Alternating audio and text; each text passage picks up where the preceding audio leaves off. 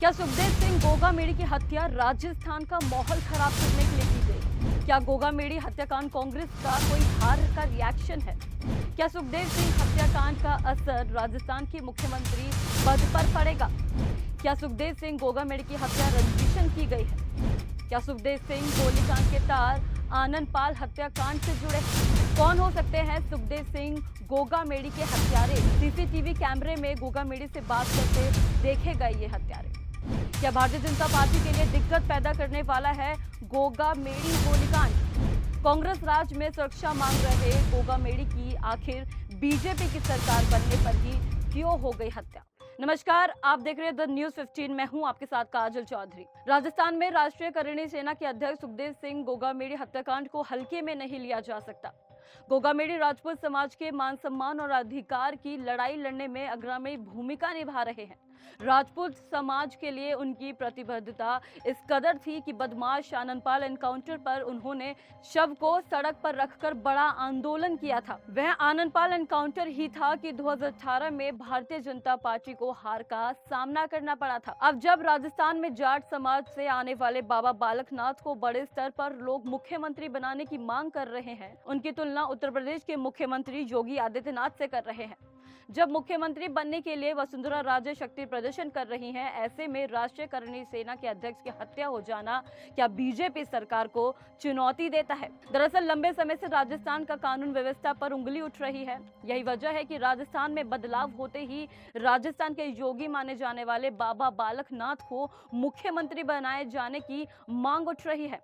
देखने वाली बात है कि राजस्थान में राजपूत और जाट समुदाय के वर्चस्व की लड़ाई लड़ रहे हैं। संख्या के आधार पर भले ही जाट समाज हो, पर वर्चस्व के मामले में राजपूत समाज सबसे आगे माना जाता है। राजस्थान में यदि वसुंधरा राजे और बाबा बालकनाथ के बीच मुख्यमंत्री पद को लेकर वर्चस्व की लड़ाई लड़ी जाएगी, तो राजपूत समाज वसुंधरा राजे के साथ खड़ा होता दिखाई देगा। वो बीजेपी के लिए मुश्किलें खड़ी कर सकता है। वैसे भी करणी सेना का नाम करने की तारीफ बड़ा आक्रामक है।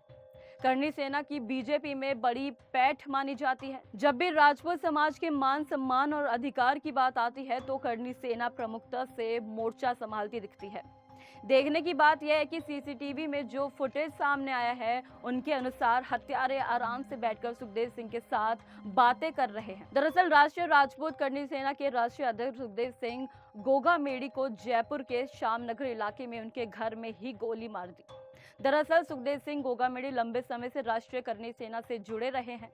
उन्होंने करणी सेना संगठन में काफी समय पहले हुए विवाद के बाद राष्ट्रीय राजपूत करणी सेना के नाम से अलग संगठन बना लिया था।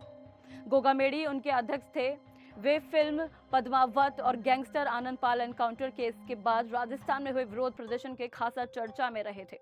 इन मामलों को लेकर उनके कई वीडियो वायरल हुए थे।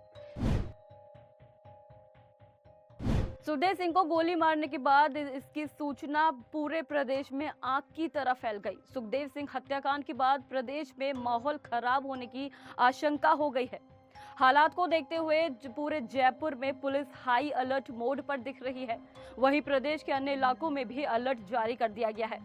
हमलावर कौन थे और कहां से आए थे, इसका भी कुछ पता नहीं चल पाया है। पुलिस आरोपी की तलाश में दौड़ रही है। वही प्रशासन हालात पर नजर बनाए हुए हैं। बताया जा रहा है कि गोगामेड़ी पिछले काफी समय से सुरक्षा की मांग कर रहे थे। इस खास पेशकश में इतना ही। ऐसी तमाम अपडेट्स के लिए देखते रहे द न्यूज 15। धन्यवाद।